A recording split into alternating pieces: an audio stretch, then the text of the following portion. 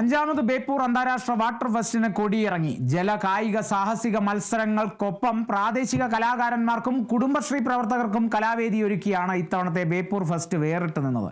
3 ദിനങ്ങളിലായി നടന്ന ഫെസ്റ്റിൽ ആയിരക്കണക്കിന് ആളുകളാണ് എത്തിയത്.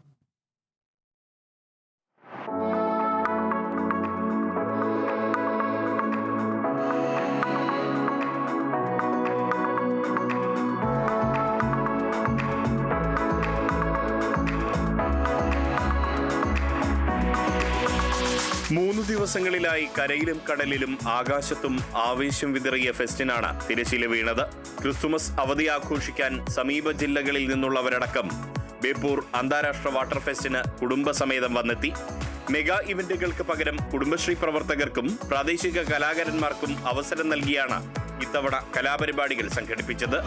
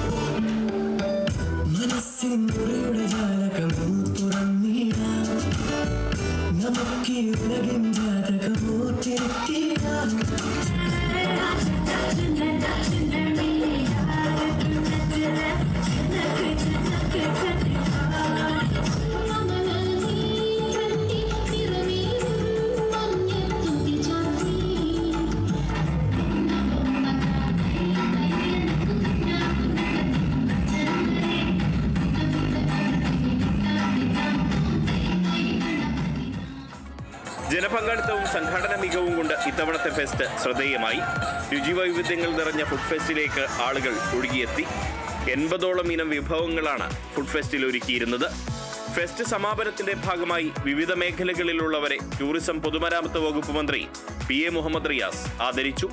ബേപ്പൂർ ഇന്റർനാഷണൽ വാട്ടർ ഫെസ്റ്റ് അതിന് 5ാം വർഷത്തിലേക്ക് കടക്കുമ്പോൾ നമ്മുടെ നാട് നേരിടുന്ന പ്രധാനപ്പെട്ട പ്രശ്നങ്ങളിലൊന്നായ മാലിന്യ പ്രശ്നത്തിന് പരിഹാരം കാണാൻ കഠിനാധ്വാനം ചെയ്യുന്നവർ, നിങ്ങൾ ഹരിതകർമ്മ സേനാംഗങ്ങളും ശുചീകരണ തൊഴിലാളികളുമാണ്.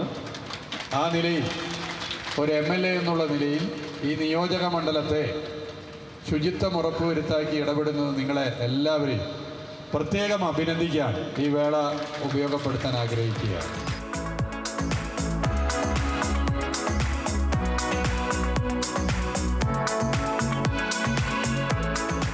ബേപ്പൂർ തുറമുഖത്ത് നങ്കൂരമിട്ട കോസ്റ്റ് ഗാർഡിന്റെയും നാവികസേനയുടെയും കപ്പലുകളുടെ പ്രദർശനത്തിന് ജനങ്ങൾ ഒഴുകിയെത്തി. അന്താരാഷ്ട്ര പട്ടം പറത്തൽ മത്സരം, മാരത്തൺ, മലബാറിൽ ആദ്യമായി എത്തിയ ഡ്രാഗൺ ബോട്ട് റേസ്, ചെസ് മത്സരം എന്നിവ യുവജനങ്ങളുടെ പങ്കാളിത്തം കൊണ്ട് ശ്രദ്ധ നേടി.